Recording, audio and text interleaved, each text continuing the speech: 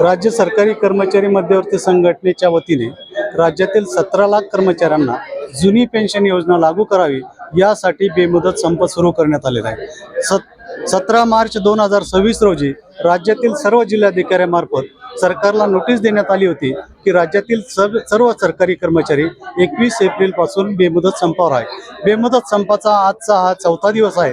राज्य सरकारने याबाबत अद्यापर्यंत कुठलंही पाऊल उचललेलं नाही। राज्यातील बेमुदत संपामुळे जनतेची अडचण होत आहे, जनतेच्या अनेक कामं खोळंबलेले आहे। अशा परिस्थितीमध्ये राज्य सरकारने स्वतःहून राज्य सरकारी कर्मचाऱ्यांच्या मागणीबाबत सकारात्मक निर्णय घेण्याची आवश्यकता असताना राज्यातील सरकारकडून कोणतीही दखल घेतली गेली नसल्यामुळे बेमुदत संपाचा हत्यार उपसण्यात आलेले आहे। काल माननीय मुख्य सचिव महोदयासोबत चर्चा झाली।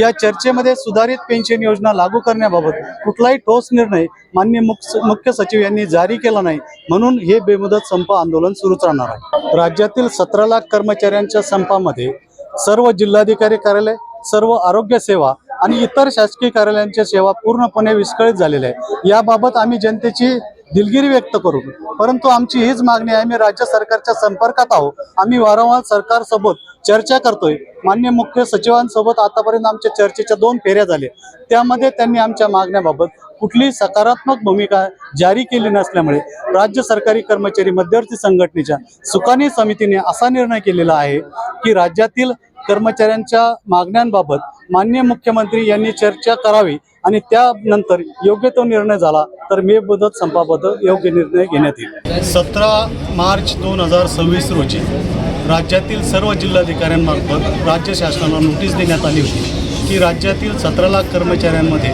सुधारित पेन्शन योजना लागू करण्यासंदर्भात असंतोष आहे।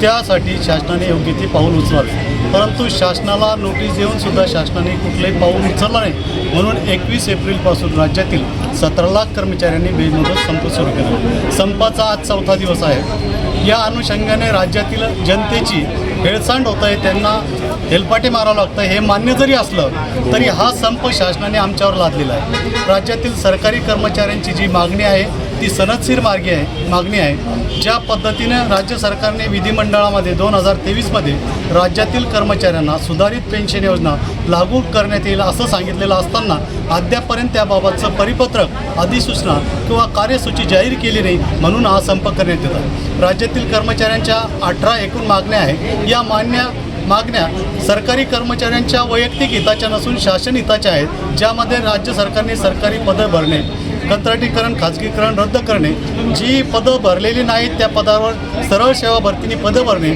या अशा प्रमुख मागण्या आहेत। आणि आम्ही सातत्याने म्हणतो आम्ही राज्य सरकारच्या संपर्कात आहोत। आमची सुकानी समिती राज्य सरकारसोबत वारंवार चर्चा करते, परंतु शासनाकडून कुठलाही सकारात्मक प्रतिसाद आम्हाला मिळत नसल्यामुळे आज 4थ्या दिवशी सुद्धा राज्यातील सर्व कर्मचारी संपावर आहेत। जर राज्य सरकारने आमच्या मागण्या मान्य केल्या नाही, सकारात्मक प्रतिसाद दिला नाही तर हा संप सातत्याने बेमुदत राहील। देविदास जरारे, राज्य उपाध्यक्ष, राज्य सरकारी कर्मचारी मध्यवर्ती संघटना, महाराष्ट्र। राज्य सरकारी कर्मचारी मध्यवर्ती संघटनेचा कामगार कर्मचारी एकजुटीचा, कामगार कर्मचारी एकजुटीचा एकच मिशन, एकच मिशन, एकच मिशन, जुनी पेन्शन मिळालीच पाहिजे, जुनी पेन्शन मिळालीच पाहिजे।